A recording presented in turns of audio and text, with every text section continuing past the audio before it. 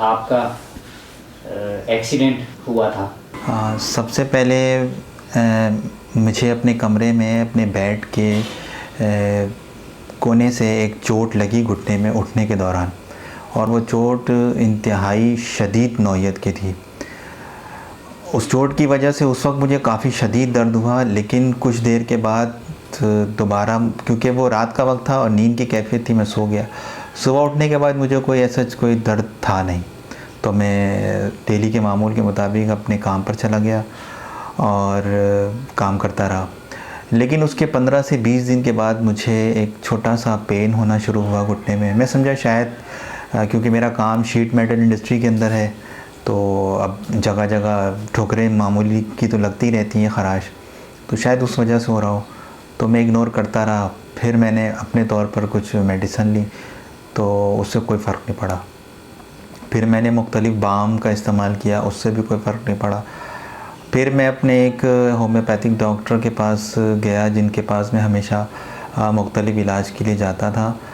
तो उन्होंने मुझे एक एक्सरे लिखा और 2 दवाइयाँ सजेस्ट कर दी। वो मैंने लिया, लेकिन उसके लेने से मेरी तकलीफ़ सही नहीं हुई बल्कि मज़ीद बढ़ गई। और फिर उसके नतीजे में मैंने उनको कॉल की कि तकलीफ़ बढ़ गई है। फिर उन्होंने दवा चेंज की। फिर एक बार मैंने इसी तरह से किया, लेकिन फ़ायदा नहीं हुआ। फिर इस तरह करके मैं फिर एक एलोपैथ के पास गया कि चलो ट्राई लिया जाए, कोई हर्ज नहीं है। लेकिन उसके बावजूद पेन में कोई आराम नहीं हुआ। फिर इसी तरह से किसी ने मुझसे कहा कि एक बहुत ही नामवर हकीम साहब हैं, आप उनको दिखाइए। तो मैंने उनको दिखाया, तो वहाँ जाने के बाद भी तकलीफ़ सही नहीं हुई। फिर एक और के पास इसी तरह से मुंतकिल हुआ। इस तरह करके तकरीबन 5 से 6-7 डॉक्टर तब्दील हो गए, लेकिन कोई फ़र्क नहीं पड़ा। फिर लास्ट टाइम ये हुआ कि कंपनी से वापसी पर मैं कराची के किसी एक डॉक्टर का मैंने नेट से नंबर निकाला। जब मैं उनके पास गया तो उन्होंने मुझे एक दवाई रिकमेंड की, मैंने वो इस्तेमाल की, लेकिन वही नतीजा निकला कि जिस तरह से तकलीफ़ बढ़ती थी। लेकिन इस बार ये हुआ कि पाँव ने बिल्कुल ही वर्क करना छोड़ दिया। तो फिर मैं यहीं कराची शहर के और क्लिनिक गया, तो वहाँ पर ये डायग्नोस हुआ कि आपको जॉइंट सेल ट्यूमर है। और उसके नतीजे में मैं थोड़ा सा परेशान और घबरा गया। और यह गालिबन मुहर्रम की 8 तारीख थी। तो फिर मैं उसी वक्त जो है वो उन्होंने मुझे रेकमेंड किया कि आपकी जो है वो बायोप्सी और MRI होगी। तो MNI हॉस्पिटल होता है सदर के करीब, तो वहाँ मैं गया। तो उन्होंने बहुत हेवी चार्ज कहा, तो मैंने वापसी का इरादा कर लिया। फिर मैं वहाँ से ताज कॉम्प्लेक्स गया, तो वहाँ पर मुहर्रम की इश्यूज़ की वजह से वहाँ पर डॉक्टर्स नहीं थे। फिर मैं घर आ गया। फिर मैं डाव गया, तो वहाँ पर मुझे ये डायग्नोस हुआ कि आपको ऑल जॉइंट सेल ट्यूमर है और आपकी सर्जरी होगी, और जिसमें आपकी नी को रिमूव कर दिया जाएगा और नीचे के पाँव को और घुटने को आपस में मिला दिया जाएगा, और इस तरह से आप अनफ्लेक्सिबल हो जाएंगे, लेकिन ये कि एक मर्ज़ से निजात पा जाएंगे। लेकिन मैं इससे मुतमईन नहीं हुआ। तो उस वक्त डाओ के डॉक्टर कामरान साहब ने मुझे रेफ़र किया डॉक्टर मसूद उमर आगा ख़ान। तो उनसे मुलाकात में तकरीबन चंद ही मिनट की मुलाकात हुई। तो उन्होंने भी मुझे सर्जरी का कहा, तो उसमें यही कहा कि आपकी नी तो रिमूव होगी। तो बहरहाल मैं इस चीज़ के हक़ में नहीं था। तो क्योंकि मेरे दिल में होम्योपैथिक तरीका इलाज हर मर्ज़ से शिफा का ज़ामिन है, तो लेकिन डॉक्टर की ज़रूरत थी, कोई डॉक्टर हो जो मेरे मर्ज़ को समझे और इसको इलाज कर सके। इसी चीज़ की कशमकश में जिस दिन मुझे बायोप्सी रिपोर्ट लेना था, तो मैं बोर्ड ऑफिस गया। वहाँ पर मुझे डॉक्टर खालिद मुस्तफ़ा साहब के हवाले से किसी साहब ने कार्ड दिया। कार्ड उन्होंने यूँ दिया कि उन्होंने मुझे लंगड़ाते हुए चलते हुए देखा और रिपोर्टें मेरे हाथ में थी। तो उन्होंने मुझसे पूछा कि क्या हुआ, तो मैंने सारे अपने अहवाल उनको बताए। तो उन्होंने कहा कि ये डॉक्टर है जो आपका इलाज कर सकता है, वरना पूरे कराची में आपके लिए इलाज शायद मुमकिन ना हो। तो दूसरे ही दिन मैं उनके पास पहुंचा, तो उन्होंने मेरे कंधे पर हाथ रखा, थपथपाया और कहा, बेटा आप ठीक हो जाओगे, आप जो है वो बस सिर्फ टाइम दो। और इस तरह से मेरा इलाज चलता रहा। शुरू के 2 महीने 3 महीने मुझे कुछ समझ में नहीं आया, बहुत ज़्यादा पेन होता था, जिसके नतीजे में मैं फिर परेशान होने लगा। तो मैंने कहा और कोई ऑप्शन तो नहीं है, इसी पर मुझे स्टे करना है। तो फिर मुझे फ़र्क नज़र आने लगा। तो यूँ आते आते आते 8 महीने में मैं अपने पाँव पे खड़ा हो गया और मेरा ट्यूमर बिल्कुल तकरीबन 60 से 70% कम हो गया। उसके बाद ये इलाज चलता रहा। जब इलाज से वो जो आप उसमें बताया नहीं, जब आप उनके पास गए तो आपने वो उन्होंने 2 शराइत कही थी कि मेरे फ़र्क ना पड़े तो मेरे पास ही आओगे और 1 साल तक मुझसे से इलाज कराओगे, कुछ इस किस्म की कोई बात हुई थी ना आपकी? जी हाँ, जैसा कि मैंने अर्ज़ किया कि उन्होंने मुझसे कहा कि आपने पूरी मुतमईन होकर के सब्र करना है, इंशाल्लाह सब ठीक हो जाएगा। मैं हर बार उनसे ये कहता था, वो कहते थे सब्र करो, तुम दौड़ोगे, एक वक्त आएगा।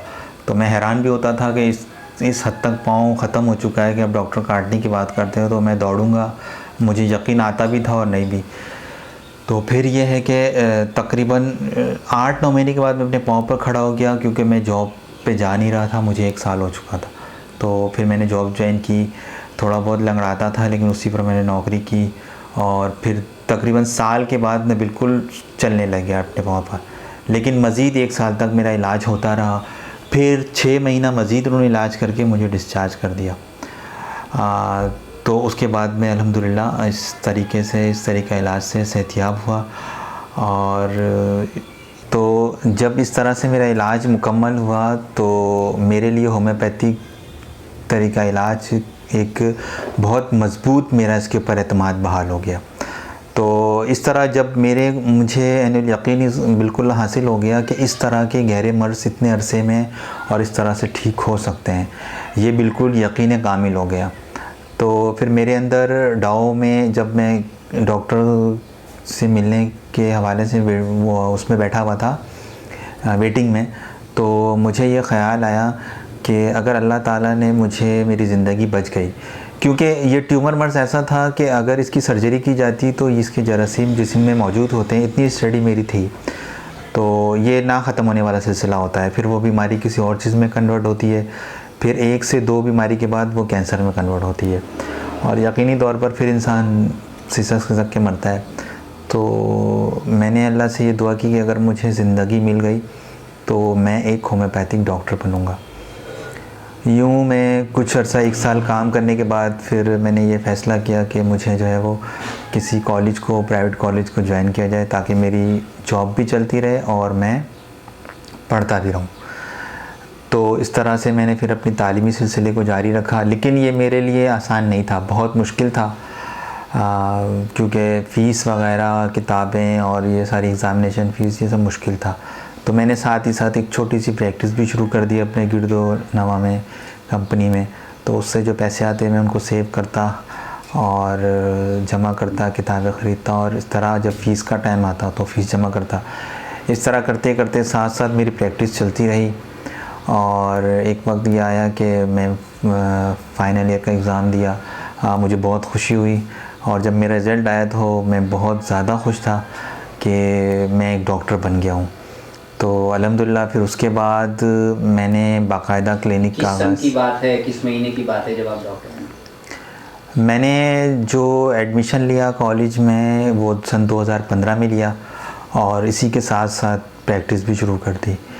जबकि ये मुश्किल होता है किसी के लिए कोई एडमिशन ले और साथ साथ प्रैक्टिस, क्योंकि मेरी प्रीवियस स्टडी थी 4-5 साल से, तो उसके नतीजे में मैंने ये स्टेप लिया कि मैं छोटी मोटी प्रैक्टिस तो कर सकता हूँ। तो उसको मैं ले करके चलता रहा और ये सन 2020 में फ़ाइनल 19 में मेरे पेपर फ़ाइनल हुए और 2020 में मुझे बाकायदा आईडी कार्ड मिला होम्योपैथिक का। और फिर मैंने तकरीबन 4th ईयर में क्लिनिक को बाकायदा आगाज़ भी कर दिया था और वो अब ताहाल अब तक जारी है और माशाल्लाह बहुत अच्छी प्रैक्टिस हो रही है और मुझे बहुत खुशी हो रही है कि बहुत ज़्यादा पेचीदा और टिपिकल किस्म के केस मेरे पास आ रहे हैं और अल्हम्दुलिल्लाह उनको शिफा मिल रहा है। इस वक्त तकरीबन मेरे अपने हाथों से 300-400 लोग शिफायाब हो चुके हैं जो कि क्रॉनिक डिजीज़ लेकर के आए मेरे पास। बनिस्बत एक्यूट के, एक्यूट तो बहुत सारे आए जिनके कोई मेरे पास काउंटिंग नहीं है, लेकिन ये है कि अल्हम्दुलिल्लाह प्रैक्टिस तो बहुत अच्छी जा रही है। आपके होम्योपैथी तरीके इलाज के बारे में आपका क्या ख्याल है? होम्योपैथिक तरीका इलाज के बारे में अगर मैं ये लफ्ज़ इस्तेमाल करूं कि ये एक फ़ितरी तरीका इलाज है, यानी अगर हम रिवायती तरीका इलाज को देखें तो उसमें हमें जो चीज़ ज़ाहिरी तौर पर नज़र आती है, यानी अगर किसी के जिस्म में ख़ारिश है, ज़ख़म है, मस्सा है, फोड़ा है, ट्यूमर है या कैंसर है, तो हमारे रिवायती तरीका इलाज में इसको मर्ज़ करार दिया जाता है। जबकि होम्योपैथिक तरीका इलाज की फ़लसफ़े और रूह की बुनियाद पर इसको मर्ज़ नहीं कहते हैं, बल्कि ये मर्ज़ की वजह होती है। क्योंकि बीमारी जो है वो बीमारी की जो सबसे बुनियादी वजह होती है वो इंसान की सोच में बिगाड़ है। यानी कि एक मनफी सोच जब इस हद तक इंसान के जिस्म में, इंसान की मिजाज का हिस्सा बन जाए तो फिर वो रफ्ता रफ्ता डिजीज़ की शक्ल इख्तियार करता है। आप इसको इस तरह से समझ सकते हैं कि अगर आप बहुत ज़्यादा गुस्सा करें और मुसलसल करते रहें तो यकीनी तौर पर आपको दिमागी प्रॉब्लम हो जाती है, या बहुत ज़्यादा सोचने लगें तो आप डिप्रेशन में चले जाते हैं। डिप्रेशन क्या है? एक इंसानी सोच का खलल है जो कि मुस्तकिल अगर इख्तियार कर जाए तो ये आपके अंदर मुख्तलिफ़ डिजीज़ को पैदा कर देता है।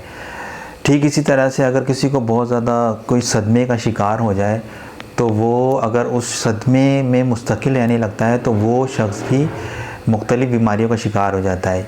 यानी होम्योपैथिक ये कहती है कि आप असल में जो बीमारी आप लेकर के आए हैं, असल में इसके पीछे कोई और कॉज़ है जिसने आपको ये डिज़ीज़ दी है। तो हम इस पर होम्योपैथिक तरीका इलाज में दवा इंसान की जो अलामत है, जो बॉडी सिम्टम्स हैं, जो माइंड सिम्टम्स हैं, उसके बुनियाद पर दवा तजवीज़ की जाती है। और होम्योपैथिक में जो बहस है वो ये है कि जो इंसान का वाइटल फोर्स है, क़ुव्वत मुदाफ़ियत, वो असल में मुतासिर होता है इंसान की सोच की वजह से या किसी हादसे की वजह से। तो उसके नतीजे में आहिस्ता आहिस्ता फिर डिज़ीज़ इंसान के अंदर पैदा होता है। आपने देखा होगा कि अगर किसी शख्स को अचानक से कोई सदमा लगा तो वो कोमा में चला जाता है। बाज़ ऐसे केसेस देखने का है, किसी की आवाज़ चली जाती है। तो ये क्या होता है? ये असल में दिमाग उस चीज़ का असर कबूल करता है सोच के दायरे में, तो उस नतीजे में ये एक डिज़ीज़ हो गया रिवायती तरीके इलाज में। फिर इसका इलाज उनके लिए मुश्किल हो जाता है कि अब उनके समझ में नहीं आता, बज़ाहिर तो ऐसा कुछ नहीं है, तो उनको वो कहते हैं कि बस आप हल्की फुल्की मतलब इनके बारे में दुआ करें। लेकिन होम्योपैथिक के पास जब ये कॉज आता है कि आखिर वजह गुस्सा था या कोई सदमा था, तो उस बेस पर जब हम दवा देते हैं तो वो बंदा बिल्कुल ठीक हो जाता है। तो इसके साथ साथ एक चीज़ और है जो होम्योपैथिक जिसको बहुत ज़्यादा देखती है, वो टोटलिटी ऑफ सिम्टम है। यानी सर से लेकर पाँव तक के जो मजमूई अलामत होती है उसकी बुनियाद पर मरीज़ की बिलमसल दवा तलाश की जाती है। यानी उसके मिजाज के मुताबिक जो दवा सिलेक्ट की जाती है, चाहे उसको कैंसर ही क्यों ना हो, वो रफ्ता रफ्ता ठीक होना शुरू हो जाता है। आपसे अगर किसी मसले के बारे में कंसल्टेंसी लेनी हो, किसी मर्ज़ के बारे में, तो उसका क्या तरीक़ेकार है? चल रही बात होम्योपैथिक तरीका इलाज से मुताल्लिक मालूमात या इलाज के लिए मुझसे अगर आपको रब्ता करना है तो इस पर अल्हम्दुलिल्लाह मैंने बहुत वर्क करना शुरू कर दिया है सोशल मीडिया पर, जैसे यूट्यूब है, फेसबुक पेज है और ब्लॉग है। तो मैंने जो कुछ होम्योपैथिक से मुताल्लिक जो कुछ भी हासिल किया है कि यानी कि अगर किसी बच्चे कोई बहुत सारे हमारे यहाँ मसले मसाइल हैं जो कि रिवायती तरीक़े इलाज में डिस्कस नहीं होते हैं, जैसे कि मौरूसी बीमारियाँ हैं, जेनेटिक डिसऑर्डर हैं, स्पेशल चाइल्ड हैं। तो ये वो चीज़ें हैं जो कि हमारे माशरे में जिनका रिवायती तरीक़े इलाज में कोई इलाज नहीं है। वो कुछ अगर किसी को नींद नहीं आ रही है डिप्रेशन की वजह से तो कुछ ड्रग्स दे दी जाती हैं, और अगर किसी को कोई जेनेटिक डिसऑर्डर है तो वो ये कहते हैं कि बस ये इसी तरह से रहेगा, अब इसका कोई सलूशन नहीं है। जबकि होम्योपैथिक तरीका इलाज में इसका 100% सलूशन है अगर वक्त पर वालिदैन बच्चे को ले आएँ कम उम्री में। तो ये मेरे अपने ज़ाती प्रैक्टिस में भी हुआ है और ये पूरी दुनिया में हो रहा है, और ये मज़ीद इस पर काम जारी है। तो इस हवाले से भी अगर आपको कोई परेशानी है तो मैं इस तरह की अवेयरनेस जो है वो सोशल मीडिया पर अपलोड कर रहा हूँ और इस पर बहुत ज़्यादा मैं वर्क कर रहा हूँ। कोशिश मेरी यही है कि इससे मुताल्लिक वो मालूमात लाई जाए माशरे में कि जिससे लोगों को एक एतमाद बहाल हो होम्योपैथी के ऊपर भी, और जो ये जेनेटिक डिसऑर्डर है, मौरूसी बीमारियाँ हैं, इनका इलाज जो कि मुमकिन है अगर वक्त पर वालिदैन रब्ता कर लें। बाय बर्थ अगर किसी के साथ बहरेपन का मसला होता है या आँखों की बीनाई का मसला होता है या बाय बर्थ बच्चे ग्रोथ नहीं करते, कद छोटा रह जाता है, तो ये तो अब एक आम बात हो गई होम्योपैथिक में कि कद को बढ़ाना है। या बाय बर्थ बच्चे जो हैं वो, अभी जो मेरे पास रिसेंटली केस चल रहा है, वो बच्चा जो है बात करते करते बिल्कुल साकिन हो जाता है 1-2 सेकंड के लिए, तो अल्हम्दुलिल्लाह उसमें काफ़ी इम्प्रूवमेंट आ रही है, वालिदैन कह रहे हैं। तो ये उसको जेनेटिक डिसऑर्डर के नतीजे में मिला है। और ये उस सूरत में होता है कि जब पीछे ख़ानदान में कोई गहरी मौरूसी बीमारियां हों और बहुत ज़्यादा मज़बन क्रॉनिक अमराज हों, जैसे एड्स, कैंसर, ट्यूमर, क्योंकि ये सब बीमारियां नस्लों में सफ़र करती हैं। तो अल्हम्दुलिल्लाह अगर आप इस हवाले से रब्ता करेंगे तो इंशाल्लाह आपकी बेहतरीन रहनुमाई की जाएगी। तो रब्ते के लिए आप मेरे यूट्यूब चैनल को विज़िट कर सकते हैं, फेसबुक पेज को विज़िट कर सकते हैं, और मेरा व्हाट्सअप नंबर भी आपको मौजूद मिल जाएगा मेरे पेज पर, यूट्यूब पर, और इस तरह से आप मुझसे रब्ता कर सकते हैं। अच्छा, आखिर में मैं एक पैगाम देना चाहूँगा बिलखसूस होम्योपैथिक तलबा व तालिबात को कि देखें, ये तरीक़ा इलाज की ज़रूरत इस वक्त इंसानियत की बहुत बड़ी ज़रूरत है। आप इस तरीक़े इलाज से अगर जुड़े हैं तो इसको एज़ अ पैशन लें और हिम्मत नहीं हारें। तिब का शोबा एक बहुत ही रॉयल प्रोफेशन है। इस वक्त इंसानियत को इसकी ज़रूरत है, जबकि आज बीमारियां जो हैं वो हर फ़र्द के पास मौजूद है, हर फ़र्द किसी न किसी एक बीमारी में मौजूद है, और बिलमिसल तरीक़ा इलाज ही वो इलाज है जिसके ज़रिए से वो मुकम्मल शिफा पा सकता है। तो मैं चाहूँगा कि आप इस तरफ आएँ और स्टडी करें, ख़ुद रिसर्च करें। पिछले डॉक्टर्स की जो हमारे पास डॉक्टर मौजूद है, उनकी रिसर्च के साथ साथ ख़ुद भी तहकीक और जुस्तजू के साथ आगे बढ़ें, और जिस जगह आप रहते हैं, जिस मुल्क में, उस वहाँ पर इस तरीक़ा इलाज को आम करने में, इसको मनवाने में भरपूर जद्दोजहद करें, ताकि इंसानियत जो है वो है एक बेहतरीन तरीक़ा इलाज के खैर से महरूम ना रहे। आप जब ये घुटने में चोट लगी थी तो उस वक्त आप किस इदारे में और किस हैसियत से काम कर रहे थे? मेरे जब घुटने में चोट लगी थी तो मैं sheet metal industry agri auto hub चौकी में एक लेबर की जॉब करता था, और उसी जॉब के करने के दौरान ही मैंने, क्योंकि मैं 10 से 12 घंटे की जॉब करता था, बाज़ औक़ात ओवर टाइम भी करता था, और उसी जॉब के दौरान मैंने अपनी तालीम को मुकम्मल किया है, जो कि बहुत टफ़ था मेरे लिए, लेकिन अल्हम्दुलिल्लाह ये वक्त गुज़र गया और मैं इस कामयाबी से हमकिनार हुआ।